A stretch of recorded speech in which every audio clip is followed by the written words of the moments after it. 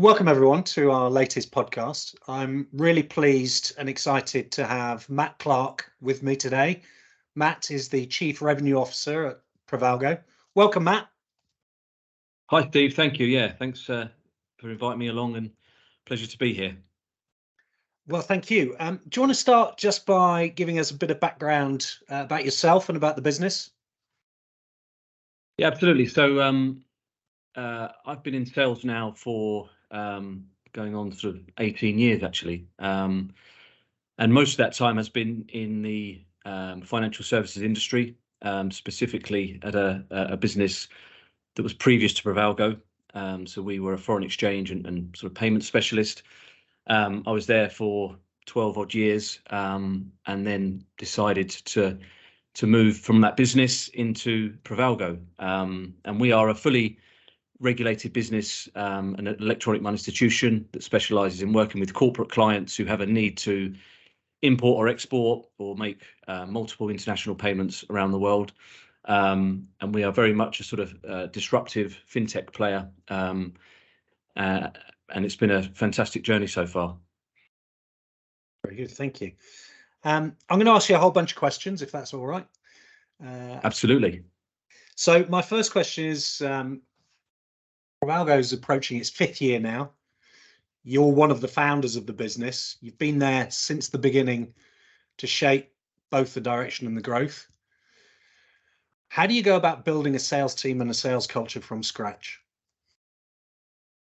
Well, I was quite fortunate in the sense that I had such a great sort of background in sales and training and pedigree from the previous business that I was in. You know, we were highly successful, and it was very much a sales orientated business.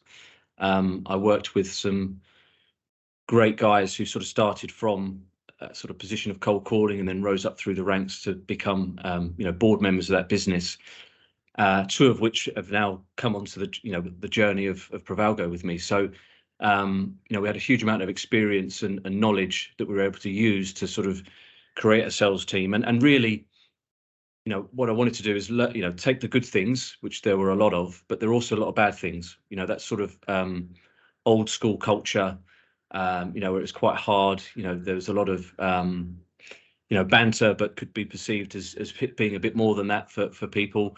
And that sort of, not boiler room, but that kind of very hardcore sales culture. I wanted to sort of just take the good bits out of it and leave the bad. And that's, it's quite hard to create a culture from scratch. It's all organic, isn't it? You could sort of set out the kind of culture that you want, but actually it's top down, and you have to sort of lead by example. And that's something that I think we've done very well. And it's actually something that we've had to do through COVID. So, whereas before it was, Monday to Friday, 8 till 5 every day, sort of very traditional. We've now developed a sort of hybrid, working from home, very flexible working environment for people, which is, that's changed the culture. It's very different to how it was before.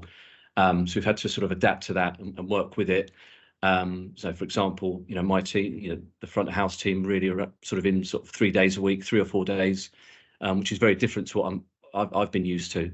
But that has generated a very sort of flexible culture that everyone has to be accountable. Everyone knows what they're expected to do, but in terms of how they get there, that's very much on them. We give people a lot of freedom and treat people like adults, really, which has worked really well.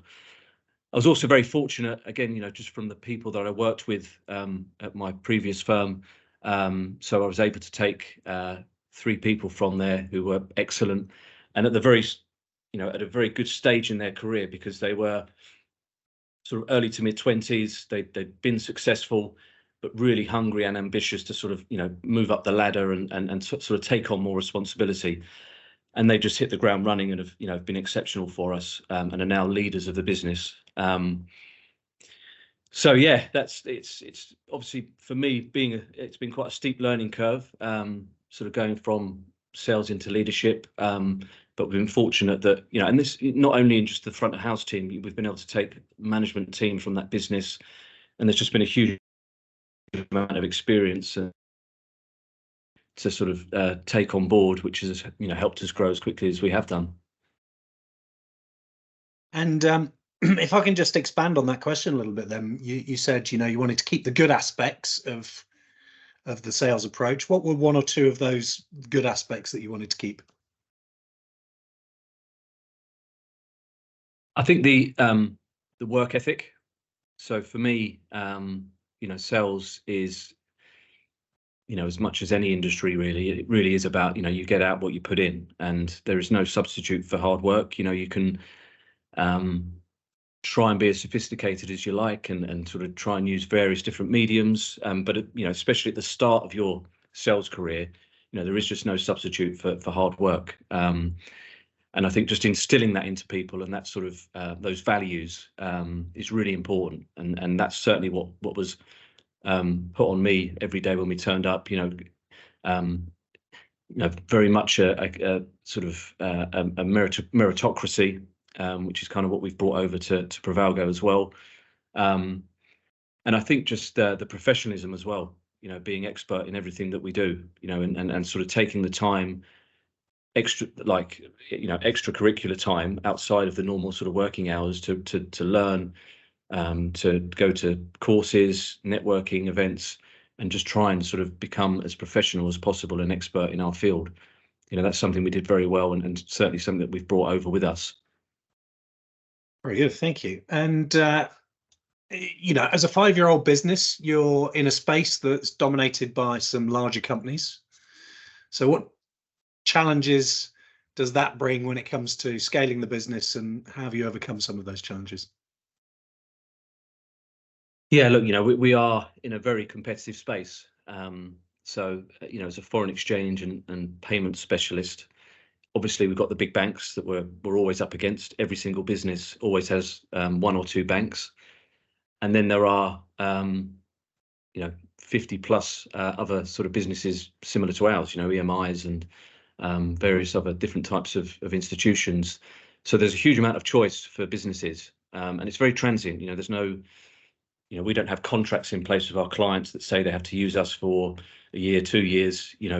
If they choose to, they can go and use anyone they want, really. So it's very transient in that respect. So obviously that makes it hugely challenging for a brand new business going from a standing start, where we didn't have any brand, didn't really have a sort of network or anything like that to sort of build off and pass on to clients. So yeah, it's been a challenge, but fortunately, again, because of the knowledge and the experience that we had, we've been able to structure our proposition to make it very appealing to clients. And in many ways, being smaller has been to our advantage. It means we can be far more responsive to clients' needs, far more proactive and dynamic. We don't have any of the legacy-based issues that our competitors have. So with our technology, for example, we've been able to take full advantage of, the latest fintech that's available, but then combine that with the traditional private bank level of relationship and service. And that sort of bridging that gap and having that as a proposition has just worked really well for us. And the clients that we brought on in our first year are still trading with us. Our client retention is really high and has really helped us.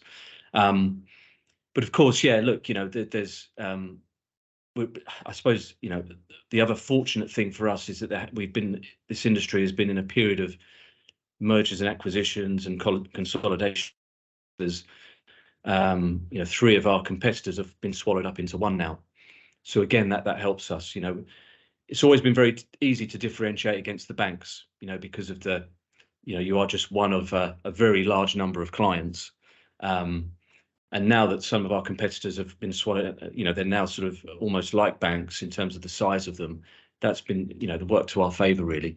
So we've been able to really kind of play on that and be far more responsive to clients, which is really important in this day and age where everything seems to be going down a digital route. It's been hard. It's harder for people to be able to pick up the phone and speak to people, and that's a big part of our business, and has really helped us. And how has been a kind of challenger brand business, if you like, translated into, the approach you take with your sales processes and all the type of conversations that your team are having?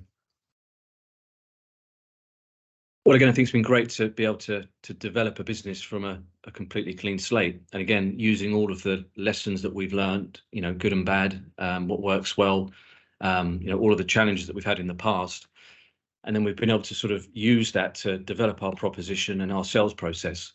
And we are a challenger. We're challenging against the banks, against the other larger EMIs that are in our space, the other electronic money institutions and foreign exchange players. And everything we do, we're always questioning. So, we're always challenging ourselves. Can we do better? Is there something that we can do that's going to aid the client journey?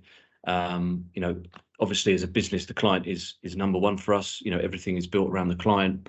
Our technology, our approach, and I think in terms of the how we approach it with the sales team and our sales process, it's just like being provocative, having more insightful conversations with clients. Because we are a challenger, if you like, then we've had to be not more aggressive, but just think outside the box more. In order to be able to win business, really understand our clients' needs. Really question and understand where their pain points are, and obviously design and deliver the proposition that can solve those. And in some cases, it has been a case of kind of like laying down the rail track as we go. It's been sort of that kind of sort of dynamic journey that we've been on. But again, being a smaller business and having the sort of resources to be able to do that has just been able to us to keep refining. In terms of just as an example, we're delivering a sort of technology sprint every 2 weeks at the moment with refinements to our system, things that we're learning from clients and from the space, because it's a very obviously fast moving industry, and technology is anyway. The stuff that we've done now or did 4 or 5 years ago is already out of date, so we're already having to change it. So I think, it's just challenging everything and, really trying to sort of understand how we can get an edge, because we are a smaller business, and obviously developing our technology and our approach to match that. Thank you. And thinking about, your journey, and other businesses will have been on the same journey. You go from startup and then you got to scale it. And, that can be challenging, particularly from a business development or trying to win some new business. So what sort of challenges have you and the team faced around that? And maybe what are 1 or 2 things you've done to try and overcome those challenges? Yes, it's funny. It's a funny question, because we've been feeling that over the last year, really. We specifically, because we had our sort of original 3-year budget, which was sort of the startup phase, if you like, and we've grown really quickly. So we kind of surpassed our expectations on the revenue and the number of clients we bring on. But with that sort of speed of growth, obviously you get growing pains and certain things that you've overlooked. So we've consciously set out like a 2-year period where it's kind of like the period where we polish things. We're sort of trying to give ourselves the foundations to take on that next level of growth.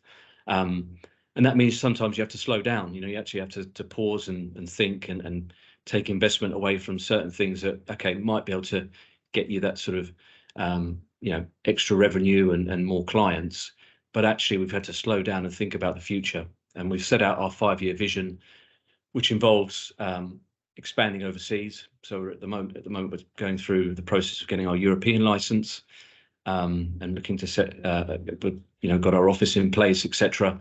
And then that will be expanding further afield from there. But to do that, we've obviously had to put a lot of investment into our systems and controls, and enable our systems to sort of kind of replicate what we've done in the UK, but with all of the regulations that are in Europe, etc.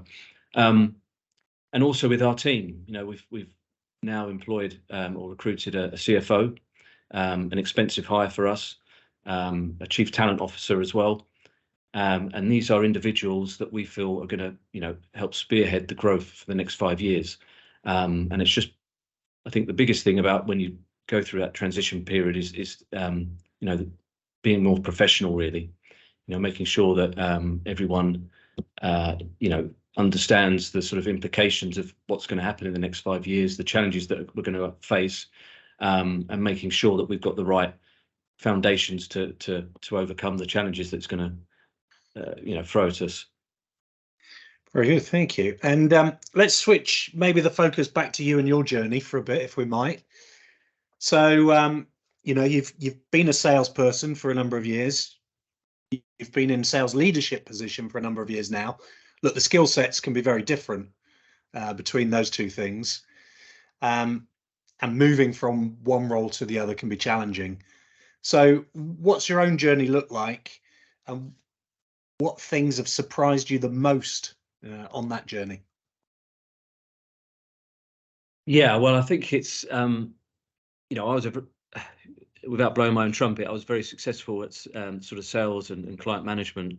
And then going from a position where I was managing a team, but still very much a sort of player manager, and enjoying the sort of thrill of bringing on new clients, seeing them go from not really knowing about the business to trading with us.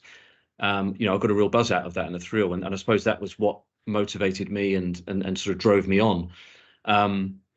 And then coming from, when you're not scoring those goals, it's actually, you're sort of leading a team and managing them, and having to take a much more sort of long-term approach and holistic approach. That was a big transition for me. And I think finding the enjoyment in other areas of the business has been a journey as well, rather than just being kind of focused on purely revenue and client acquisition, which has always been my sort of focus. But it's far more fulfilling when you can you're leading a team, and you're seeing that success across a wider number of people. And I think, one of the surprises for me is the value that people see in that management. And whereas before I had sort of blinkers on, if you like, I was very much just focused on my own kind of world. Now just seeing that enjoyment from developing and nurturing growth in other people, that's been really great to see. I think one of the surprising things for me is how long it would take as well, to be honest with you, to that transition, because it was something. This is, even now I have to battle sometimes to sort of keep myself out of kind of getting into the weeds and working too closely with the individuals in the team, and you have to sort of hold back, kind of bite your tongue sometimes, and just empower them to go and make their own mistakes in many cases, and they've got to learn from them, and you've just got to let people do that, and obviously with a growth mindset they'll come out of it stronger. But for me personally, it's the last 5 years has been a fantastic journey. I've learned so much. There's been so many. It's kind of what my mind has been open to so many other things, far more business centric, more business knowledge, etc. So yeah, I wouldn't change it for the world. Well, it sounds great. And if I could, maybe expand a little on that. If you think across those 5 years as a sales leader, what's been your proudest moment or proudest achievement? Well, I suppose obviously I've got a huge amount of pride in the team that we've built. We've got a highly successful team, and taking people from, I think when one of the guys joined us, he was 21.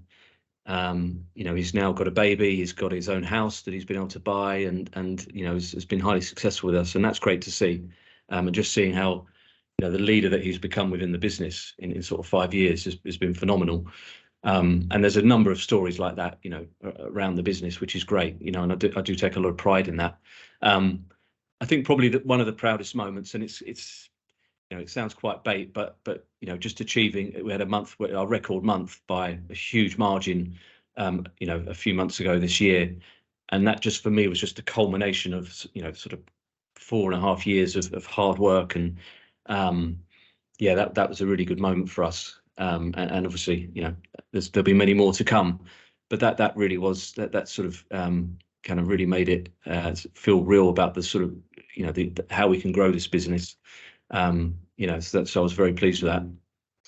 Very good. I'm sort of half smiling because you can't take the salesperson out of the sales leader, can you? That pride of achieving the revenue target and smashing the target is still there. Yeah, exactly. Yeah, look, as I say, it's quite bait, but yeah, there was, I think we were 200% of target or something like that, and yeah, couldn't help but feel pretty happy and pleased with that. And then just the success around the team that's obviously as a byproduct of that. So yeah, and seeing people like just grow within their lives, really, it's just been phenomenal. And again, as a salesperson, in many ways you're competing against those people. So you obviously you're pleased for them in some ways, but you're also competing against them as well. So being out of that and seeing it from a more holistic point of view has been great. First question for you, Matt. What advice would you give somebody who's just starting out in a sales leadership role? Yeah, interesting question. So I think one of the biggest things would be to understand that what has got you to the position where you're in, the success that you've had that has got you to a position where you are a sales leader, and obviously you would have been hugely successful.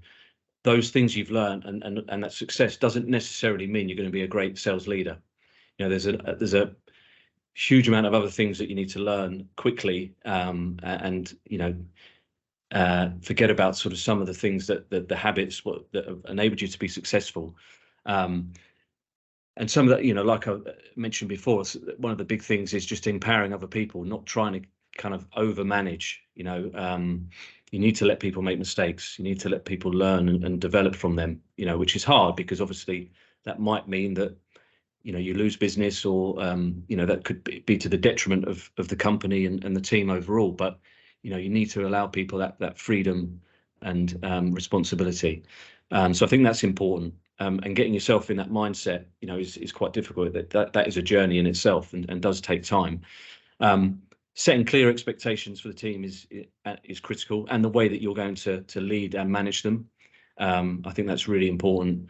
And obviously just leading by example as well. There's how you lead and your approach sets the tone for the team, as well as the culture of the business.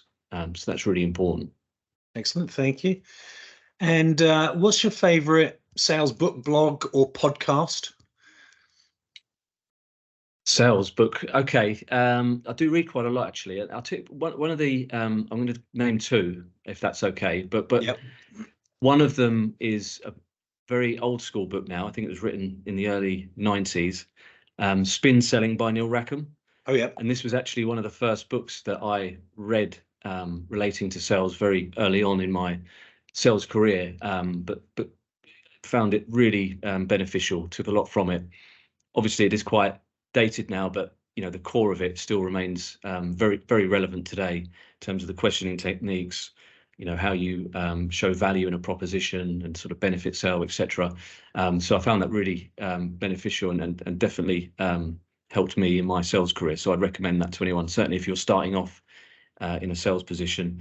And more recently, I read a very interesting book called by Malcolm Gladwell, and it was called, let me think, I can't try to remember, Outliers by Malcolm Gladwell. Not necessarily kind of specific to sales, but just really opened my mind to success and how success is created. And there's a number of really interesting insights in there, which you can definitely take as a sales leader and sort of, bring into your business and your team. So I'd definitely recommend reading that if people haven't already.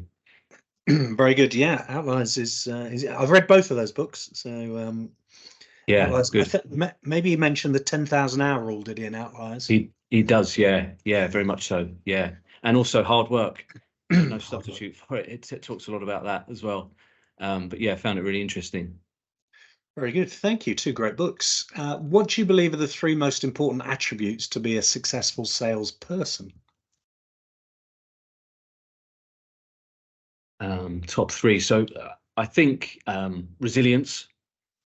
I would say that, without that, people don't have a chance really to be successful in sales. It is a profession and vocation, if you like. And I do think it's more of a vocation really than just a career or job, because you have to be all in and you have to be fully committed and you have to be hugely resilient, because you are going to get a lot of rejection. There are going to be highs and lows.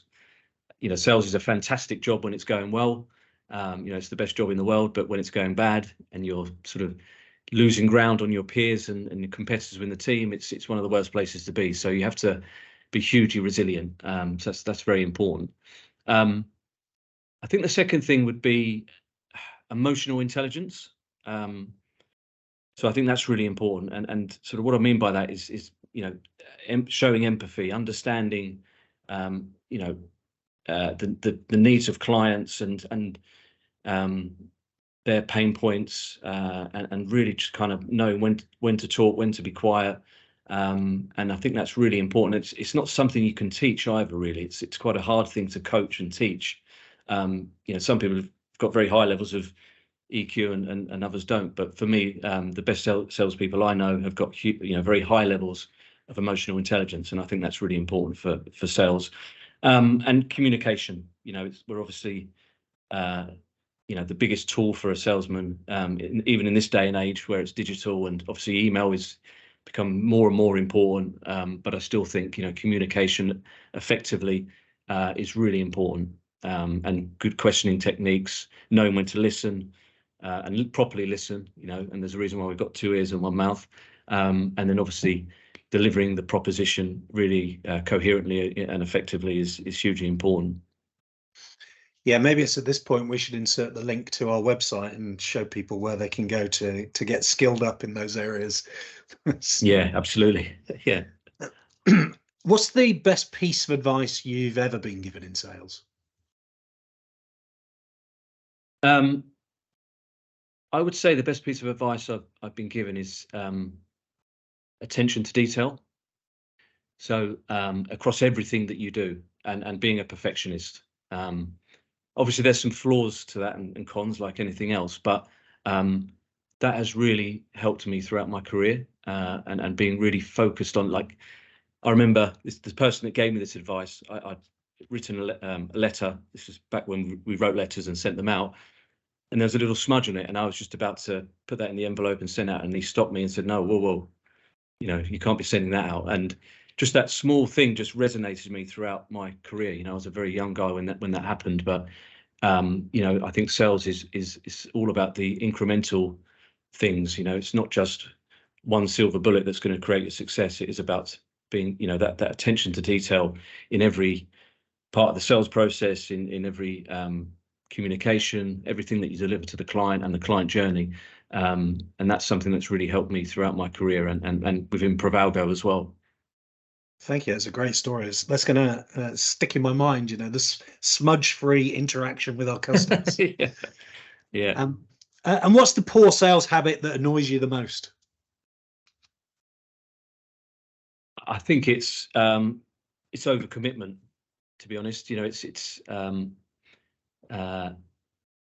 That's both internally and externally. So with clients, there's nothing worse than over-promising and under-delivering. And I think certainly when people are inexperienced, they're kind of very keen to make a sale or, try and get something over the line, and they're over-committing to try and do that. For me, that's a really bad habit and probably the worst one. And I think in time, as you do get more confident and more experienced, there is nothing wrong by actually saying to a client, actually, we aren't able to do that, and I'll explain the reasons why. And this is actually how we can get around that for you, which long term is going to add more value. It's far more sustainable. It creates a much better relationship, which is obviously based on trust. And I think it takes a while for people to understand that and actually have the confidence to sort of step back and say, actually, we can't help you in that area, but we can do this, and for me, that would be probably the worst habit. Yeah, and I think sometimes, there can be that desire to be a bit of a people pleaser, can't they, when you're in a sales? Absolutely. Yeah. I need to just say yes to the customer if I'm going to win this bit of business. Exactly. Yeah. Yeah, great.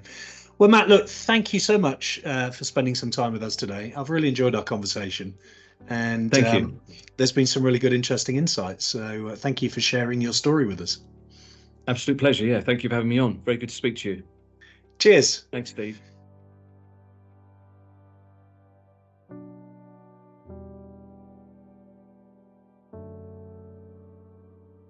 Hello, if today's conversation has resonated with you in any way and it's provoked some thought or comments, then please do comment. We'd love you to subscribe as well to our YouTube channel so that you can get updates when we have more of these conversations with other sales leaders. And of course, if you would like to contact me directly, you can do at steve.bussey@salestrong.co.uk. Thank you. Look forward to hearing from you. Bye-bye.